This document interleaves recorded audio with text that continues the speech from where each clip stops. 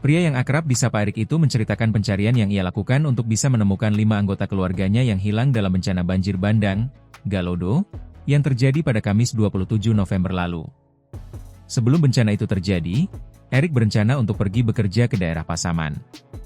Saat itu ia tidak diizinkan oleh ibunya, Ernita, 58, yang menjadi korban dalam bencana alam yang meluluhlantakkan sebagian besar daerah Palembayan, Kabupaten Agam itu.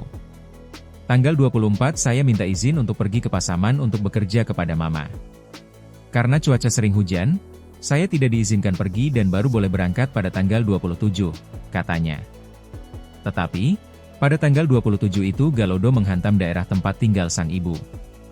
Erik yang tinggal berjarak kurang lebih 8 km dari rumah ibunya berencana menuju lokasi rumah orang tuanya. Saat saya sampai di persimpangan, saya melihat air dan lumpur sudah menggenangi lokasi itu. Batu-batu besar saya lihat juga banyak di aliran sungai, katanya. Dari kejauhan, Erik tidak lagi melihat rumah yang ditempati oleh ibunya. Badannya kala itu tiba-tiba lemas, ia masih berharap sang ibu selamat dari air bah itu. Setelah menunggu beberapa menit, saya dapat kabar bahwa Mama saat itu masih berada di dalam rumah dan rumah sudah hancur oleh air, katanya. Mendengar kabar itu, Erik langsung berupaya mencari tahu informasi soal keberadaan ibunya yang dinyatakan hilang saat bencana itu terjadi. Erik mencoba menembus lumpur setinggi dada untuk mencari tahu keberadaan ibunya. Saat hari kejadian itu, saya mencoba mencari tahu keberadaan Mama. Setiap ada penemuan jenazah, saya terus melihat wajah jenazah yang ditemukan itu, katanya. Ternyata, tidak hanya sang ibu yang menjadi korban dalam bencana itu. Adik dan 3 keponakannya juga dikabarkan hilang dan kemungkinan meninggal dunia. Keesokan harinya saya mendapat kiriman foto bahwa jenazah satu keponakan saya ditemukan sekitar 7 km dari rumah dan sudah berada dalam kantong jenazah, katanya. Ia langsung menjemput jenazah itu dan mengantarkannya ke daerah Gumarang yang berjarak kurang lebih 10 km dari lokasi penemuan jenazahnya.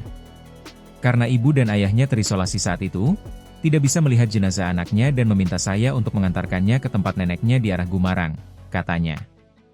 Usai jenazah keponakannya dimakamkan, Erik kembali melanjutkan pencarian keberadaan ibunya yang masih belum diketahui pada hari Jumat pasca banjir bandang. Mencari Mama dan keluarga terisolasi.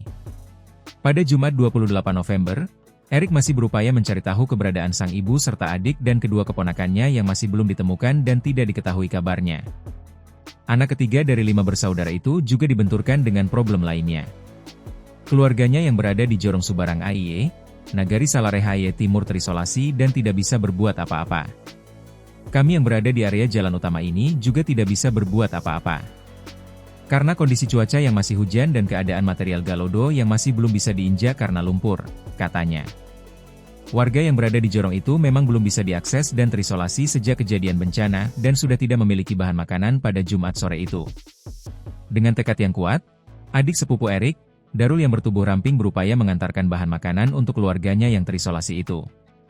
Dia yang akhirnya bisa sampai ke sini dengan menelusuri lumpur setinggi dada hingga akhirnya bisa memberikan bahan makanan seadanya untuk keluarga di sini, ungkapnya. Selain bahan makanan yang minim, ternyata di lokasi itu salah seorang warga juga diketahui tengah mengalami luka berat usai dihantam Galodo hingga akhirnya bisa selamat. Saudara saya itu akhirnya bisa kami evakuasi bersama pemuda dan beberapa saudara lainnya pada Sabtu kemarin sore dan membawanya ke Rumah Sakit Umum Daerah, RSUD, di daerah Lubuk Basung, katanya. Erik bersama teman-teman dan keluarganya menggotong saudara sepupunya itu melalui lumpur yang cukup dalam hingga akhirnya dibawa menggunakan mobil Sat Brimob yang berada di seberang dan dilanjutkan menggunakan ambulans ke rumah sakit. Masalah terisolasi juga mulai teratasi dengan dibuatnya jembatan darurat menggunakan pohon pinang oleh warga yang dilengkapi oleh tim kepolisian yang menambahkan jumlah pohon pinang yang digunakan dan ditambah tali sebagai pegangan. Rental alat berat untuk mencari Mama. Karena pencarian ibunya tak kunjung membuahkan hasil, Erik mulai mencoba ide gila dengan merental sebuah alat berat yang sedang bekerja di Jorong Subarang AIE. Saya coba nego-nego dengan pemilik alat beratnya dan akhirnya dia mau untuk membantu mencari Mama di puing-puing rumah yang saya curigai sejak awal, katanya. Pada Sabtu sore menjelang malam, Erik ikut membantu operator alat berat itu untuk mencari keberadaan ibunya di bekas rumah miliknya tersebut. Hingga malam harinya upaya Erik masih belum membuahkan hasil. Ia terpaksa menghentikan pencarian karena khawatir tidak terlihat dan akan berakibat fatal terhadap jasad sang ibu.